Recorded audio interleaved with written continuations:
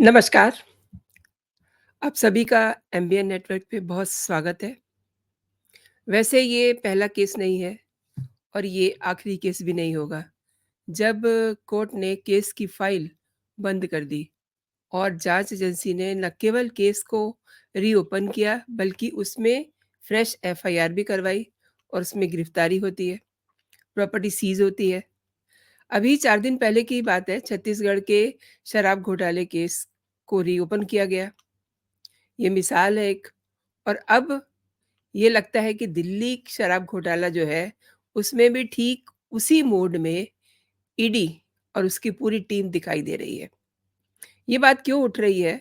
ED अपने case को तब तक पकड़े रहती है, जब तक वो दोषी को सज़ा नहीं दिलवा लेती। अब छत्तीसगढ़ का शराब घोटाला जो है, उसमें ईडी की रिमांड खत्म होने के बाद 6 मई को जो मेन किंग पिन है शराब घोटाले के, अनिल टुटेजा, उनको कोर्ट में पेश किया और इस दौरान दोनों पक्षों में बहस होती है और बहस के बाद retired IAS officer Anil Tuteja को 14 दिन की न्यायिक हिरासत पर रिमांड पे जेल भेज दिया गया है। अब 20 मई तक वो जेल में रहेंगे। मैं दोस्तों आपको इस केस की इसलिए आपसे बात कर रही हूँ कि दिल्ली का जो शराब घोटाला है, वो इससे अलग नहीं है। जिस तरीके से ईडी ने 7 मई को केजरीवाल को अंतरिम ज़मानत ना मिले, उसके लिए जो दलीलें रखी हैं, वो काबिल-ए-तारीफ़ है। कोर्ट ने जो कहा, उसको वो कहना ही होता है, उस पे कोई कमेंट नहीं है। लेकिन मैं आपको दिखाती हूँ कि ईडी कितनी मेहनत करती है। ईडी ने इस केस को रीओपन किया और उसके बाद देखिए उसमें कितनी कार्रवाई की है। ईडी ने छत्तीसगढ़ शराब घोटाले में पूर्व आईएएस अनिल टडेजा और रायपुर के मेयर एजाज दबेर को और इन सब लोगों की जो है 18 चल और 161 अचल संपत्तियों को कुर्क किया है और करीब-करीब इनकी कीमत जो है 2000 205 sorry, I am sorry 205 crore से ऊपर है और इसमें आप देख सकते हैं मैंने कई जगह पे मार्कर से अंडरलाइन किया हुआ है। ईडी ने जो संपत्तियाँ कुर्क की हैं उसमें टुटेजा की हैं 14 संपत्तियाँ, जिनकी कीमत करीब-करीब 15 करोड़ से ऊपर है। 115 प्रॉपर्टीज़ अनवर डेबर की हैं, जिनकी कीमत 116 करोड़ से ऊपर है और इसी तरीके से जितने भी इसके लोग थे, उन सब की प्रॉपर्टीज़ सीज़ की गई हैं। ये केस मैं आपसे इसलिए ज़िक्र कर रही हूँ, क्योंकि अरविंद केजरीवाल का केस ऑलमोस्ट इसी तरीके का है और अब अचानक से चुनाव के दौरान उनको अंतरिम ज़मानत की बात उठ रही है। तो दिल्ली के मुख्यमंत्री अरविंद केजरीवाल को चुनाव के मद्देनज़र अंतरिम ज़मानत दी जा सकती है या नहीं? कोर्ट ने इस पहलू पर बड़ी डिटेल दलीलें सुनी। ईडी ने बहुत डिटेल में अपनी दलीलें रखी। अब कोर्ट ने अपना आदेश सुरक्षित रख लिया है, कब आएगा ये कोई साफ नहीं है, लेकिन बेंच ने आज की सुनवाई खत्म करने तक कुछ भी साफ नहीं किया। आई मीन अभी और भी सुनवाई हो सकती है, क्योंकि अचानक से कोर्ट उठती है और इसका मतलब ये समझा जाता है कि उस फैसले को सुरक्षित रख लिया गया है, क्योंकि फैसले पे कोई बात ही नहीं हुई है और ये भी हो सकता है कि फर्दर आगे और सुनवाई हो। अब मज़ेदार ये है कि केजरीवाल की तरफ से अंतरिम ज़मानत के लिए अपील नहीं की गई है, लेकिन अचानक से कोर्ट में अंतरिम ज़मानत पर बहस शुरू हो जाती है। लेकिन सुप्रीम कोर्ट खुद भी इसमें काफ़ी फूँक-फूँक करके कदम उठा रहा है, कदम रख रहा है। कोर्ट ने ये साफ किया है कि अभी अगर अरविंद केजरीवाल को अंतरिम ज़मानत मिलती है, तो वो सिर्फ़ चुनाव प्रचार के दौरान के लिए मिलेगी। अब इसमें सोचने की बात ये है कोर्ट ये कह रहा है कि इस दौरान वो अपना कोई काम नहीं करेंगे, यानी कि वो सीएम है, क्योंकि अभी उन्होंने रिज़ाइन नहीं किया है, तो वो सीएम है, तो सीएम अपने काम नहीं करेगा, ऐस इसको कोर्ट कैसे रोक सकता है? और कोर्ट ये नहीं चाहती कि केजरीवाल जेल से बाहर आने के बाद सरकार के कामकाज में दखल दें। अब जब बंदे ने अपना रिज़ाइन ही नहीं दिया एज़ ए सीएम, तो उसको कौन रोक सकता है? ये कुछ टेक्निकलिटीज़ हैं, कुछ टेक्निकल इश्यूज़ हैं, जिन पर हो सकता है कि कोर्ट इस पर विचार कर रहा हो। लेकिन ये कैसे हो सकता है कि उन्होंने सीएम पद से अभी इस्तीफ़ा तो दिया नहीं है, किसी काम से उनको रोका नहीं जा सकता। अब जब एक इंसान इस्तीफ़ा नहीं दे रहा है, तो वो बाहर आकर के ये कैसे मान लेगा कि वो सीएम है और वो अपने काम-काज को ना देखे? ये आश्वस्त करना बहुत ही मुश्किल है और ये मुश्किल जो है सुप्रीम कोर्ट भी समझ रहा है। अब आप देखिए कि अरविंद केजरीवाल की तरफ से मनु सिंघवी ने अभिषेक मनु सिंघवी की तरफ से कोर्ट को ये एन्श्योर्ड किया गया है कि केजरीवाल किसी फाइल पे हस्ताक्षर नहीं करेंगे। सवाल ये है कि वो पहले भी नहीं करते थे हस्ताक्षर तो, लेकिन उन्होंने एक शर्त लगा दी है कि एलजी किसी काम के लिए कह कर के बाधा ना डाल दें, कि फलाँ फाइल पर जो है केजरीवाल के दस्तखत चाहिए या ऑलरेडी कोई पेंडेंसी पड़ी हुई है उस पे साइन कर दें। तो अब यहाँ बहुत सारे पेच फँस रहे हैं, जो केजरीवाल की मुसीबतें इनफैक्ट बढ़ा रहे हैं। और सुनवाई के दौरान सॉलिसिटर जनरल तुषार मेहता ने चुनाव के मद्देनज़र केजरीवाल को ज़मानत देने का पुरज़ोर विरोध किया। उन्होंने कहा कि अगर केजरीवाल को अंतरिम ज़मानत मिलती है तो ये एक गलत उदाहरण बन जाएगा, एक गलत एग्ज़ाम्पल सेट हो जाएगा और ये आम लोगों के लिए भी अच्छा नहीं होगा, उनको ये जो फैसला है, उनको डिस्करेज करेगा कि सिर्फ़ रसूख के चलते किसी को चुनाव प्रचार के लिए भी अंतरिम ज़मानत मिल सकती है। यहाँ तक कोर्ट में बात हुई कि बहुत सारे किसान ऐसे होते हैं, क्योंकि साल में 1 बार कटाई होती है, जब बुआई होती है, वो लोग जेल में होते हैं। उनका भी वो समय जो है, दोबारा नहीं लौट के आता। तो फिर वो भी वो माँग करेंगे ना कि हमारी बुआई का समय हो रहा है, हमारी फसल की कटाई का समय हो रहा है, तो हमें जो है अंतरिम ज़मानत दी जाए। अब ये अगर होता है, अगर ये केजरीवाल को ये राइट मिलता है अंतरिम ज़मानत का चुनाव प्रचार करने के लिए, तो ये ऑब्वियसली एक गलत परंपरा पड़ जाएगी। क्योंकि हमेशा कोर्ट ये कहता है कि कानून सबके लिए बराबर है, तो ये कानून सबके लिए बराबर करना आने वाले दिनों में मुश्किलों को बुला रहा है।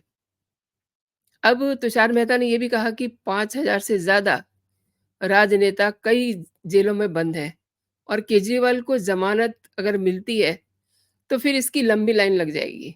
वो लिस्ट कितनी लंबी होगी और किस तरीके से आप उनको एंटरटेन करेंगे, ज़मानत मिल सकती है तो और बेल पे किसको आप ज़मानत नहीं देंगे, किसको देंगे, ये भी एक हेडेक जैसा काम हो जाएगा ना। तो सुप्रीम कोर्ट क्या कहता है? उन्होंने कहा कि जनता द्वारा चुने गए मुख्यमंत्री हैं वो, I mean CM Arvind Kejriwal, वो कोई आदतन अपराधी नहीं है, जिनके खिलाफ बहुत से केस पेंडिंग हो। अब चुनाव नज़दीक है, तो जो स्थितियाँ सामने दिखाई दे रही हैं, वो असाधारण है। इससे पहले जो मैंने लाइव किया था, मैंने उसमें आपको बताया था कि इस केस को सुप्रीम कोर्ट ये मान के चल रही है कि ये जो केस है, ये रेयरेस्ट ऑफ द रेयरेस्ट अंतरिम ज़मानत के लिए केस है, क्योंकि चुनाव 5 साल में 1 बार आता है। अब चुनाव 5 साल में 1 बार आता है और किसान की फसल या मैं कहती हूँ कि कोई भी किसी का काम जो होता है, कभी-कभी उसको पड़ता है, उसके लिए क्या अंतरिम ज़मानत दी जाएगी? लेकिन अब कोर्ट ने ये मूड बनाया है, हालाँकि देखिए अभी ज़मानत दी नहीं है, ये कुछ पता नहीं है कि कोर्ट ने क्या डिसाइड किया है। लेकिन ये एक अज़्यूमिंग सिचुएशन है और जो मैं आपसे बात कह रही हूँ वो ये कहना चाह रही हूँ कि ईडी आखिरी दम तक अपने केस को पकड़े रहते हैं, ताकि वो सही से जस्टिफ़िकेशन कर सकें। अब गिरफ्तारी वाजिब है या नहीं है, इस पहलू पर सुनवाई के दौरान सुप्रीम कोर्ट ने कहा कि केजरीवाल की भूमिका के बारे में पता लगाने के लिए जांच एजेंसी ने 2 साल लगा दिए। अचानक से ये बात कैसे उठ जाती है? इन सब बातों को तो निचली अदालत में ऑलरेडी देखा जा चुका है और उन्होंने ये भी कहा कि सिलेक्टिव होकर के इन सब बातों को नहीं देखना चाहिए। यानी कि वो जांच एजेंसी को नसीहत दे रहे हैं। दे सकते हैं वो नसीहत, कोई बड़ी बात नहीं है और केस फाइल भी तलब की उन्होंने कोर्ट ने और कोर्ट ने कहा कि मनीष सिसोदिया की गिरफ्तारी से पहले और बाद की फाइलें दिखाई जाएँ। और ये भी मैंने सुना और समझा कि नाम वहाँ पर राघव चड्ढा का भी आया है। अब क्यों आया है, ये पता लगाया जा रहा है। सुनवाई के दौरान सुप्रीम कोर्ट ने ये पूछा कि आपके हिसाब से इस मामले में प्रोसीड ऑफ क्राइम केवल 100 करोड़ थी, तो फिर ये 1100 करोड़ कैसे हो गई? इस तरीके के छोटे-छोटे जो सवाल थे, ये एक तरह से मैटर को टिल्ट कर रहे थे। ईडी ने कहा कि आप हमारे सामने ये साफ करें कि केजरीवाल की गिरफ्तारी पीएमएलए सेक्शन 19 के तहत सही है। कोर्ट ने ये कहा ईडी से और गिरफ्तारी के वक़्त, रिमांड लेते वक़्त ये ईडी की ज़िम्मेदारी बनती है कि वो ये साबित करे। तो कोर्ट और ईडी इनमें ज़बरदस्त बहस होती है, दलीलें होती हैं और इससे पहले एससी राजू ने भी ये कहा था कि शुरुआत में हमारी जाँच अरविंद केजरीवाल को लेकर के फ़ोकस नहीं थी, क्योंकि ऐसा दिख नहीं रहा था। लेकिन धीरे-धीरे जब गवाह सामने आते गए और उसमें अरविंद केजरीवाल की भूमिका भी स्पष्ट होती गई। उसके बाद जो है इस मामले में अरविंद केजरीवाल को समन्स भेजे जाते हैं और बड़ी बात ये है कि अरविंद केजरीवाल ने 9 समन्स इग्नोर किए। अब कोर्ट ने ये तो एक बार भी नहीं पूछा कि जो अरविंद केजरीवाल के एडवोकेट थे कि इन्होंने 9 सम्मन क्यों इग्नोर किए? क्यों नहीं समय पे पहुँचे? ये ज़िक्र आज बिल्कुल कहीं नहीं आया। आज जो ज़िक्र आए हैं, वो कुछ अलग किस्म के थे। यानी कि शुक्रवार से ही सुप्रीम कोर्ट का ये मूड था कि अंतरिम ज़मानत जो है अरविंद केजरीवाल को दी जानी चाहिए क्योंकि उन्हें चुनाव में प्रचार करना है। अब 25 मई को चुनाव है वहाँ, 2 दिन पहले चुनाव समाप्त हो जाएगा और लेकिन जो अंतरिम ज़मानत की बात हो रही है, वो शायद से पूरे देश के चुनाव को लेकर के उसकी जो डेट है, उसका जो पीरियड है, उसको देखा जा रहा है। लेकिन एक बात तो है कि ईडी ने बहुत कहना चाहिए कि मजबूती से अपनी दलीलें रखी हैं और जो बातें उनसे पूछी गई, उन सब के जवाब दिए गए।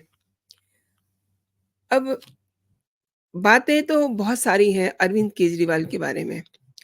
6 तारीख को ही एलजी ने एक बड़ा विस्फोट किया, ये कह कर के कि केजरीवाल के खिलाफ ये शिकायत है, ये आरोप है कि इन्होंने करीब 133 करोड़ रुपए टेरर फंडिंग के नाम पे लिए हैं और ये क्यों पुख्ता होता है एलजी का जो उन्होंने आरोप की बात की है क्योंकि इसकी एक वीडियो गुरपतवंत सिंह पन्नू ऑलरेडी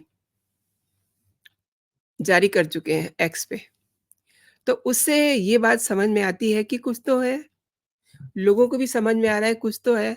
सब बातें छोड़ दीजिए, अरविंद केजरीवाल बिल्कुल पाक-साफ हैं, लेकिन जो सबूत हैं, जो सबूत चीख-चीख के कह रहे हैं, उनको जब अरविंद केजरीवाल चुनाव प्रचार में जाएँगे, तो किस मुँह से उनको समझाएँगे कि उन्होंने खालिस्तानियों से पैसा नहीं लिया है।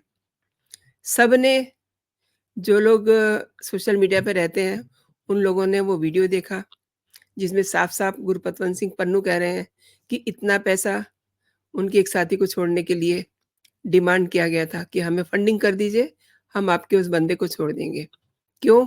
क्योंकि दिल्ली तिहाड़ जेल दिल्ली सरकार के अंतर्गत आती है। इसलिए ये छोड़ने का हक रखते थे, ये सोच के उन्होंने एन्श्योर कर दिया पन्नू को और उनसे वो रकम ले ली। दूसरी बात शराब घोटाला, तो अपने आप में अब इसमें नए-नए सब चीज़ें सामने आ रही हैं। सभी को ये पता चल गया है, ये तो अभी टॉक ऑफ द टाउन नहीं रही है। ये देश और दुनिया में सबको पता चल गया है कि दिल्ली के मुख्यमंत्री ने इस्तीफ़ा नहीं दिया है। दिल्ली के मुख्यमंत्री शराब घोटाले में शामिल हैं और दिल्ली के मुख्यमंत्री जेल से सरकार चलाने पर आमादा है। अब जो इंसान जो सीएम जेल से सरकार चलाने पे आमादा है, अगर उन्हें अंतरिम ज़मानत मिलती है, तो क्या वो उस पीरियड में अपना काम नहीं करेगा? उन्हें तो इतनी ज़्यादा ख़्वाहिश है कि वो जल्दी से बाहर निकलें, चुनाव प्रचार तो एक बहाना है। उन्हें तो पता नहीं कौन-कौन से काम करने हैं, जो अभी किसी को पता नहीं है, जो केवल अरविंद केजरीवाल के पेट में ही है। क्योंकि अब ये समय जो है सीबीआई और ईडी इन लोगों ने कुछ उन लोगों को भी धरपकड़ करनी शुरू कर दी है, जो थोड़े लोअर लेवल के लोग हैं। अभी तो हाई प्रोफ़ाइल लोगों को अ, ईडी ने अपनी गिरफ्त में लिया है। हालाँकि ईडी के अनुसार कुछ और हाई प्रोफ़ाइल लोग हैं, जिन पर अभी शिकंजा कसा जाना बाकी है।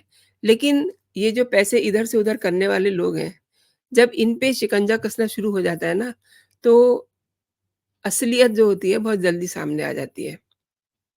अब कोर्ट ये कहता है कि आदतन सीएम अपराधी नहीं है, उन्होंने कोई अपराध नहीं किया है, ठीक है, उन्होंने कोई अपराध नहीं किया है। लेकिन उन्होंने एक शातिर अपराधी से भी ज़्यादा एक्ट किया है ईडी के सामने। वो कैसे? 170 आईफ़ोन जला दिए जब उन्हें ज़रा-सा भी ये लगा कि अब उनका नंबर आ गया है, अब ईडी उनके घर तक पहुँचने वाली है और जो एक फ़ोन उनके पास था, उनका उन्होंने आज तक पासवर्ड नहीं दिया और जब उनके फ़ेस के सामने रखा जाता है, तो वो उसमें अपना चेहरे का जो जेस्चर है, वो बदल लेते हैं, तो वो डिटेक्ट नहीं कर पाता। इसलिए वो फ़ोन खुल नहीं रहा, तो उस फ़ोन में क्या है? अगर आप पाक-साफ़ हैं, अगर आप सच्ची में हज़ार बार दिन में कहते हैं कि आम आदमी पार्टी कट्टर ईमानदार है और वो अपने आप को खुद को अरविंद केजरीवाल कहते हैं कि मैं कट्टर ईमानदार हूँ, तो अपना फ़ोन खोल के रख दें। ज़्यादा से ज़्यादा उसमें कुछ अश्लील मिल सकता है ना मटेरियल, इसके अलावा तो कुछ नहीं होगा, दुनिया के पास होता है। लेकिन उसमें कुछ ऐसे दस्तावेज़, कुछ ऐसे सबूत हैं उस डिजिटल डिवाइस में, इसके अलावा भी 1-2 डिवाइस और हैं ईडी के पास, जिनके वो पासवर्ड नहीं दे रहे हैं। तो ये सब चीज़ें बताती हैं कि मामला जो है बहुत गंभीर है और दिन-प्रतिदिन ये मामला नई शेप ले रहा है। अब जैसे अंतरिम ज़मानत के बाद ये केस पूरी तरह से चेंज होता हुआ दिखाई दे रहा है। तो ख़ैर अभी ज़मानत की बात हो रही है, ज़मानत दी नहीं है और ये कुछ पता नहीं क्योंकि अचानक से कोर्ट उठती है, कोई उन्होंने कमेंट नहीं करा कि हम इसे कब देंगे, हो सकता है वो इसको आज भी दे दें, हो सकता है वो उसे कल दें, हो सकता है वो उसको 2 दिन बाद दें, कोई टाइम पीरियड नहीं बताया है। आज भी दे सकते हैं, जैसे ही कोर्ट खुले, आज भी दे सकते हैं कि उन्होंने क्या सोचा है अंतरिम ज़मानत के लिए क्योंकि कोर्ट खुद ही कह रहा है कि समय बहुत कम है और कुछ दिन के बाद कोर्ट जो है ग्रीष्मकाल के अवकाश के लिए बंद भी हो जाएगा, ये भी कोर्ट को पता है। लेकिन अब सबसे बड़ी जो अ, देखने वाली बात ये है कि जब 5,000 से ज़्यादा राजनेता अलग-अलग केसेज़ में जेलों में बंद हैं, तो क्या वो चुनाव प्रचार के लिए बाहर नहीं निकलेंगे? उनका भी हक बनता है। क्या मनीष सिसोदिया का हक नहीं बनता कि वो चुनाव प्रचार करें? क्या के कविता का हक नहीं बनता कि वो चुनाव प्रचार करें?